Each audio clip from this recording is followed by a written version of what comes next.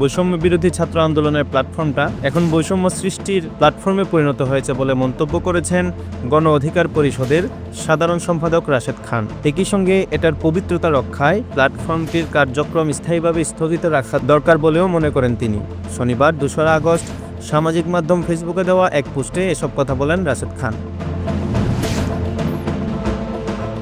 এদিন বেলা 11:30টার দিকে নিজের ফেসবুক আইডিতে দেওয়া ওই পোস্টে গণ অধিকার পরিষদের নেতা বলেন, বৈষম্য বিরোধী ছাত্র আন্দোলনের প্ল্যাটফর্মটা এখন বৈষম্য সৃষ্টির প্ল্যাটফর্ম। এটার পবিত্রতা রক্ষায় প্ল্যাটফর্মটির কার্যক্রম স্থায়ীভাবে স্থগিত রাখা দরকার। এই প্ল্যাটফর্মের নেতৃত্বে গণ অভ্যুত্থান হয়েছে সত্য, কিন্তু 1 বছরে সমন্বয়ক ও ছাত্র প্রতিনিধির পরিচয়ে যেইভাবে চাঁদাবাজি, তদবির বাণিজ্য, প্রমোশন ও রদবদল ইত্যাদি হয়েছে, এই প্ল্যাটফর্মের বর্তমান সুনাম মুক্তিযোদ্ধা মঞ্চের মতো।